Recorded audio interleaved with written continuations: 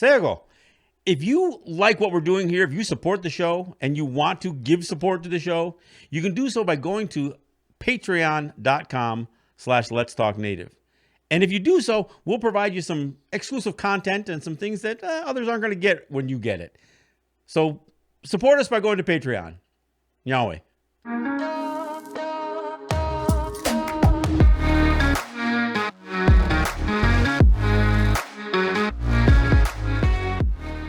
Let's Talk Native is produced at the LTN Studios on the Cattaraugus territory of the Seneca Nation. We break all the rules for Native media by peeling back the layers of assimilation and indoctrination. No prayers, no buffalo speeches, and no spirituality shows. While this podcast does not provide a path to spiritual enlightenment, we do take a tough look at history, oppression, and our survival. But the real goal here is to bring our people together by breaking down what separates us. So, welcome to Let's Talk Native with John Kane. Sego, welcome to Let's Talk Native. I'm John Kane. I am your host. I want to talk about the difference between Native American and being a Native person. And, you know, I did a previous show called Apples, Pretendians, and Mascots, and I'm not going to restate all of that.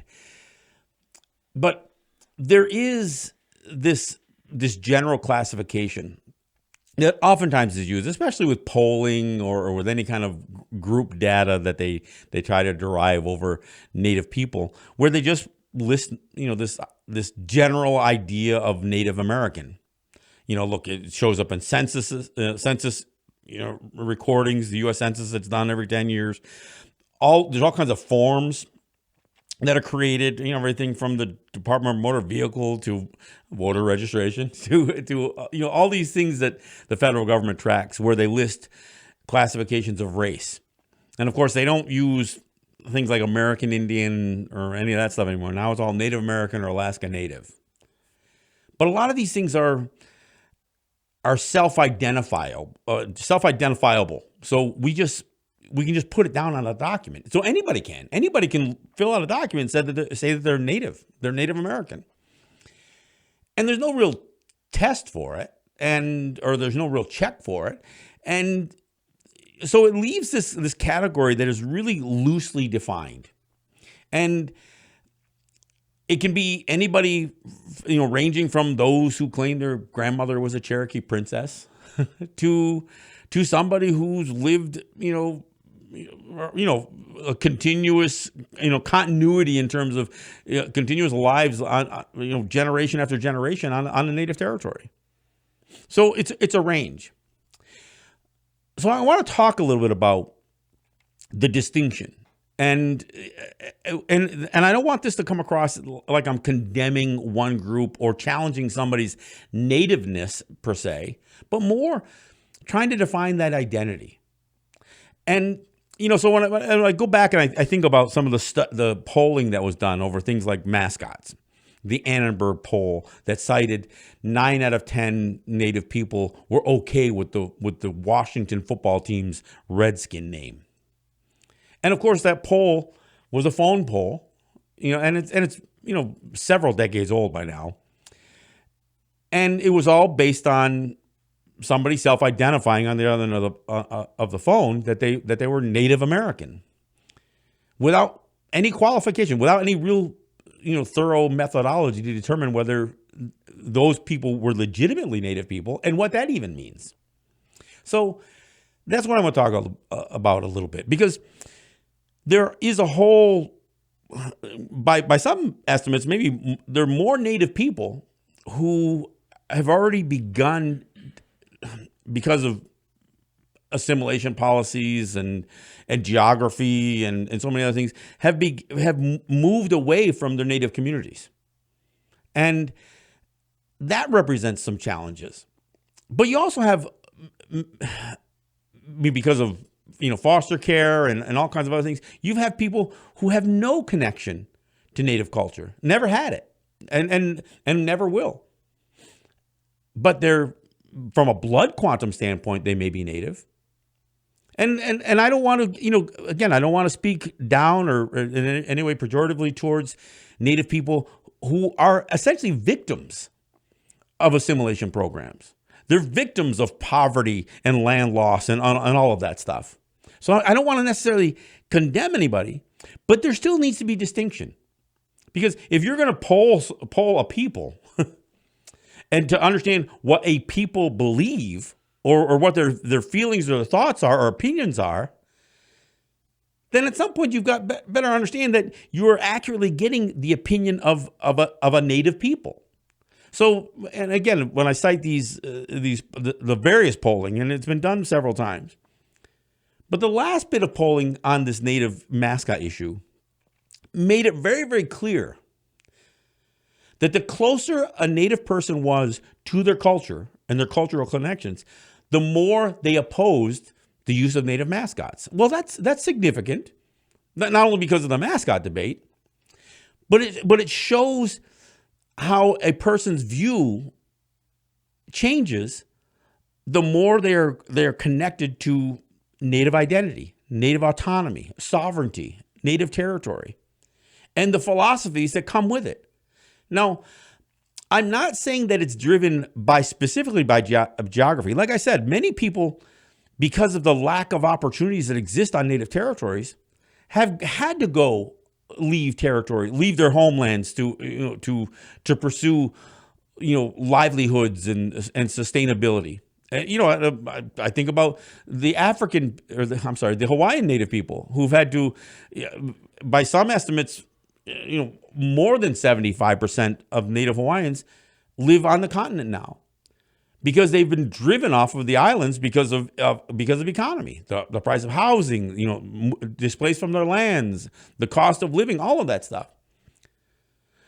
While the cost of living may not be real high on native territories here within our native territories, the opportunities are so scarce that to live a comfortable or a decent quality of life, many people have had to pursue careers and locations that they could pursue those careers. I mean, even when we've remained on our territories, when I think about the things that we've had to do to sustain ourselves, whether it's being involved in the retail sector of gas and tobacco, or being involved in the hospitality industry with gaming and hotels, none of those things necessarily coincide with us nurturing our culture and our and the legacy that we want to keep. So we are under a constant assault. But nowhere is that more prevalent when native people have left their territories and don't have any kind of support systems where they live. Look, I know many native people who do not live in their ancestral homelands. I'm Mohawk. I live in Seneca territory. But I know many native people who have gone to the cities, they've gone to other areas, and they've carried with them their philosophical views on who they are from an identity standpoint. They conduct themselves. In fact, I think about my co-host on Resistance Radio, Regan. She's able to pursue the work that is a part of who she is as a native person in many ways better in a city than she can back home. Why? Because back home has been so altered, and with church and politics and poverty, that it's made it difficult. So I'm not saying leaving your territory necessarily strips away your identity. It can be problematic, but I'm not saying it necessarily strips it away. But if you lose the connection to back home, if you don't have anybody that grounds you back to your native identity, if you sever those ties, not just geographically, but if you sever them based on relationships, if you no longer, can cite somebody in your family that is at least secondhand is connecting you to fighting for sovereignty and autonomy, if you lose that, then that fight becomes less in you. And look, I'm not saying this because to condemn anyone. My own parents, my father is a high steel worker. Many of the high steel workers who went to the city lost parts of their identity. They conformed. The very reason that my generation, especially from Guanajuato and some of the other Mohawk territories, doesn't speak the language or we're not fluent in the language is because that generation did not see a strong enough value in ensuring that we spoke the language. Why? Because of what they went through. So they became, through their own victimization of assimilation, though part of the problem that continued the assimilation.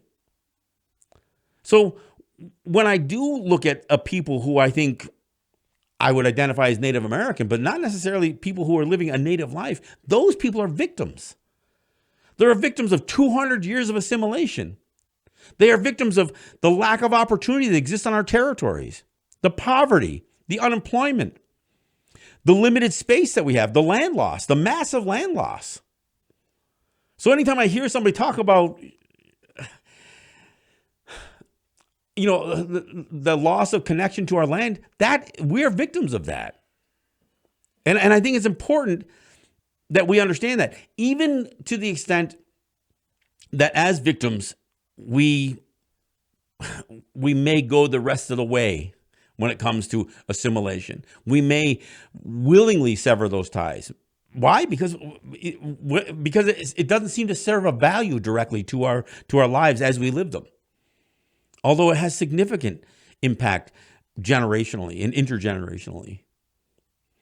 So while it's not required when we live as Native people away from our territories to embrace all that is non-Native as a part of our identity, it happens.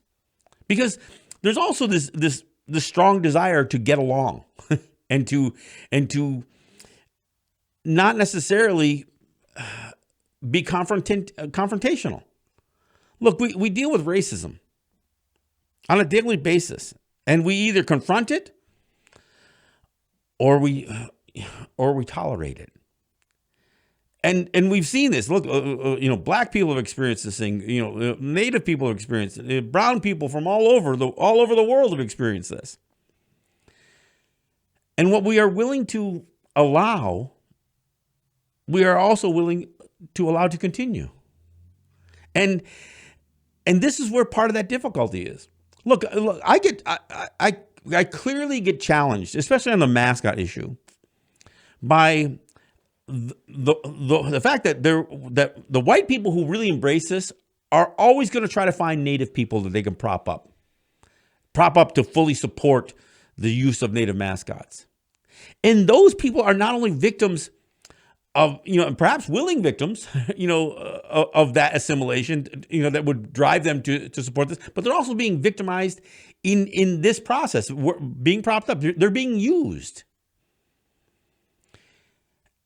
So there's a part of me that's absolutely compassionate when I see somebody going through this, but it doesn't make me tolerate it. I think we can be compassionate and intolerant of some of that behavior. And I think confronting Native people who look just like us, but who will invariably always side with the opposition, always side with the non-Native people in the issues that we're fighting for, whether it's the mascot issue, whether it's, fighting for missing and murdered Indigenous women, whatever the case may be, environmentally. Look, I know even as we challenge pipelines that there's Native people who've relied on that industry for their careers. Why? How could a Native person think so little of the land that they would support extractive industries? I'll tell you why. Because of 200 years of oppression, because of poverty, because of the absolute lack of opportunity that exists in Native territories. So am I going to condemn somebody, a Native person who wants to mine coal or drill for oil? I can't flat out condemn them, but I still will oppose them. I still will oppose the industry that they're in. I mean, when I look at the role that Native people play in politics, look, I've been pretty open about how much I condemn Native people for running for office and for voting in their elections and for serving in their military. But why does that exist? I'll tell you why it exists. Because of the circumstances that we are victims of. The oppression, the lack of opportunity.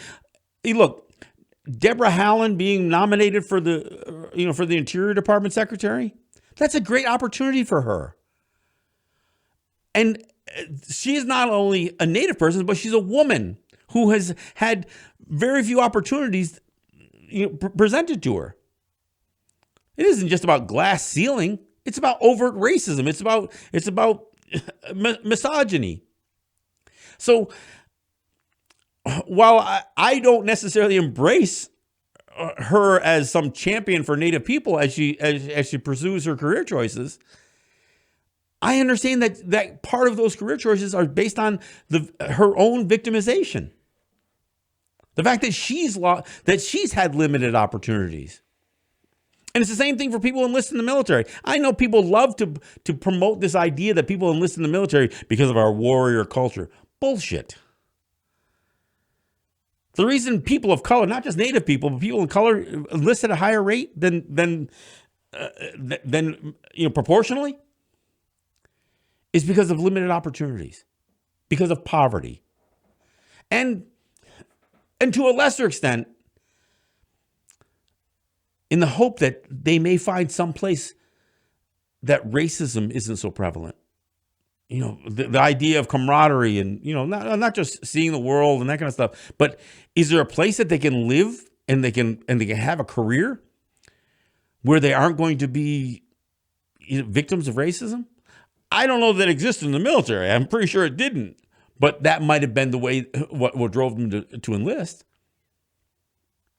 I mean, many Native people use their enlistment as a jumping off place to become U.S. citizens before we were ever allowed to be or forced to be. But even that, why would somebody abandon their own national identity to be an American? That's why I use words like Native American versus Native people, because there is a difference. Not all Native people choose to be labeled as Americans, but some do. And why? Why? Again, because of victimization, because of what their experience has been and what the opportunities have been. Look, it's a strange thing.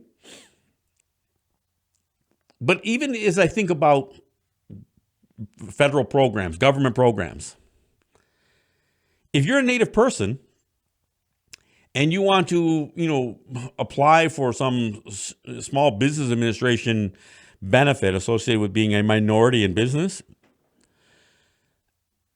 it isn't really going to work for you to do it on Native territory. Why? Because our Native holdings and our all of those regulatory advantages that we exploit or utilize or enforce on our territories to give us some economic advantage goes away when we try to use a Native program. And here's what I'm talking about specifically. In order to qualify to be a small business, or a minority-owned business, you've got to keep your asset level low. Well, on Native territory, in order to maintain our non-taxable status, we can't incorporate. We have to keep our holdings as personal assets. And if we list those personal assets and we try to evaluate those personal assets in a way that's going to give us some benefit, it also becomes, the means by which you cross a certain threshold to be qualified for minority status. These are the real world problems, even as we try to maintain a certain presence at home on our Native territory versus taking advantage of certain programs off territory. So the system is not rigged towards Native people succeeding on Native lands, which is why we lose so many Native people to moving off. It's not just about pursuing education. I mean, many people can pursue education and come back home. But if you pursue that education and you come back home, how are you going to use that education? Where are you going to use it? What are the opportunities? Gaming and Native government only provide so many jobs. And especially if you want to pursue a specific livelihood that doesn't necessarily fit within tribal politics or tribal economic development. It's problematic. So,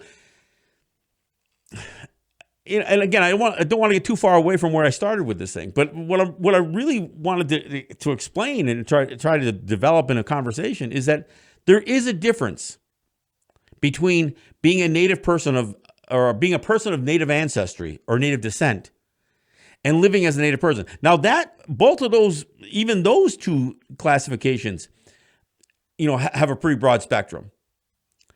I'm not suggesting that if you live on a native territory, if you're not living in a longhouse, that you're not native. I understand there's everything from elected councils and tribal councils and various kinds of businesses that exist. But if you live on a native territory and you are engaged in the community, you're going to have that connection.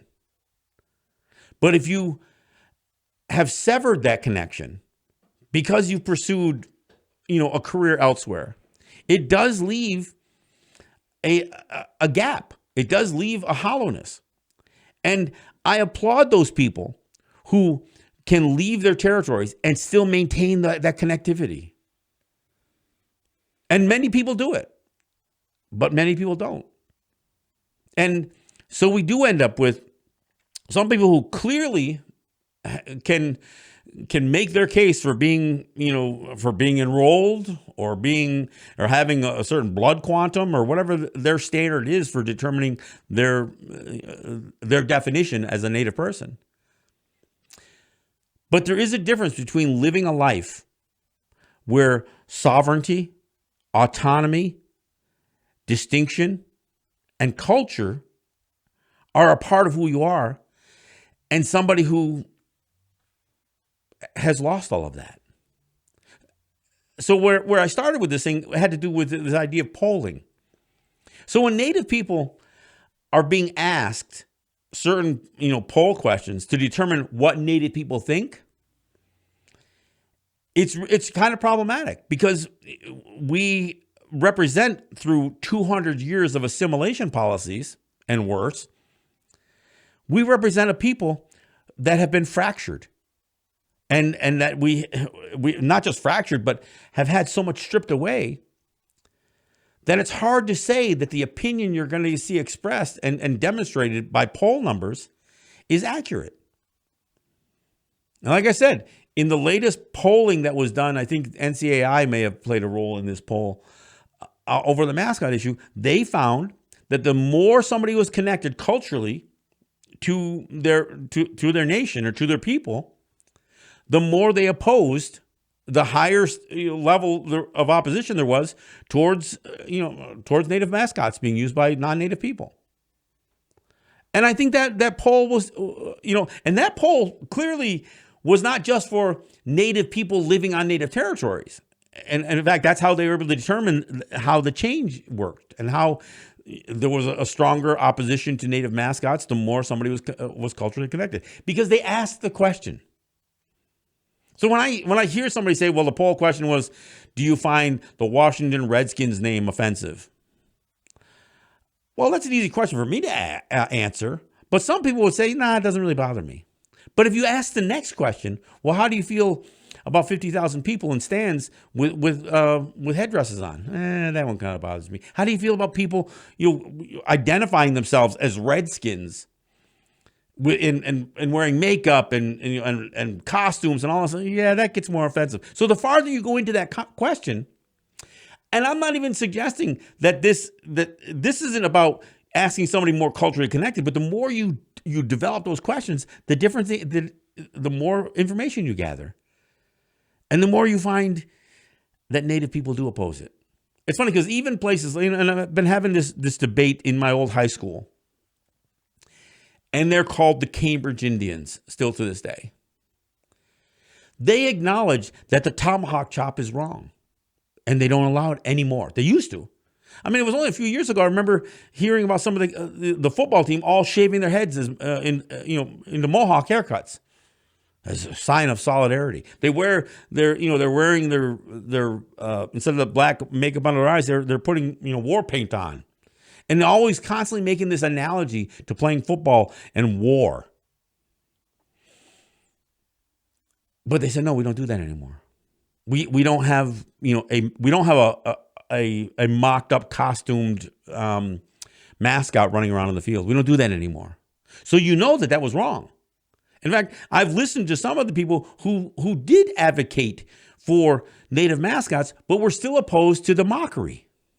So you acknowledge that a certain level of mockery is wrong, while a lesser level of it is acceptable? So even as, many of these places can't seem to separate themselves from this stuff, they know that there's a behavior that is unacceptable. They just don't know where the line is, but they want to draw a line because they want to keep their mascot. They want to keep the name. They might want to keep the logo, but they think by changing the behavior. And this is where it gets, again, it can get pretty uncomfortable, especially if you're native people and you got to experience this. I oftentimes used to always cite this one Philadelphia fan who was both a Philadelphia Eagles fan and a Philadelphia Flyers fan. He'd go to these games when they were playing like the Washington football team or the Chicago hockey team, and he'd impale a rubber head that was made up like a native person with a headdress and the war paint, and he'd impale it with a sword and he'd hoist it up during these games. They'd put him on television. And the question that I had is, how do I explain it to my 7-year-old grandson? How do I explain that guy to my 7-year-old grandson? And you can't. It's not acceptable. So we know that crosses a line. We know that carrying a banner that says "Get ready for another trail of tears" crosses a line, but it still happens. And as long as we don't acknowledge that some of these things are bound to white privilege, even the idea that some of these communities will search out a native person and victimize them even more by putting them on the spot, or exploit the fact that they've been victimized through these assimilation policies, only makes the matter worse. And then when I hear people say, well, we're going to add more education, the fact of the matter is most of these, these places have never included any real education. The problem with mascots and the problem even with what we have come to know as this identity oftentimes is so tied with images of the past created by somebody else. So whether it's the Hollywood Indian headdress or pidgin English or Mohawk haircuts or whatever, we have come to misidentify ourselves. Why? Because of being victims of these policies that are hundreds of years old. So, I mean, it's hard for me to condemn the very people who've been victimized and whose lives have actually removed them from native culture because of being victims. It's hard for me to condemn them, even if I don't agree with them. And I guess what I hope more than anything else, as we continue with many of the things that we fight for, whether it's environmental concerns or whether it's the mascot issue or what happens to our children, and as we fight to develop our own economies in ways that will not leave us without any prospects for the future, will not diminish our hope for quality of life standards that we deserve. I just hope we get there. I just hope we keep ourselves focused enough on our identity and on who we are, and that we can bring some of the people that perhaps they've slipped away. Perhaps we've lost some of them. I think it's frustrating because I'm experiencing, a certain loss even today, as old friends who have been pulled away politically or pulled away over issues like the mascot issue or environmental issues. I feel like we're losing people rather than pulling them back. So I'm hopeful. I'm hopeful that we can change the direction and that we can become more, I guess, embracing of our relatives and even, frankly, embracing of our allies. But there still does remain a huge spectrum of people who are identified as Native Americans and yet have very little that identifies them culturally as Native people. That's my message for today. So I want to thank you for listening. I'm John Kane. This is Let's Talk Native. Yahweh.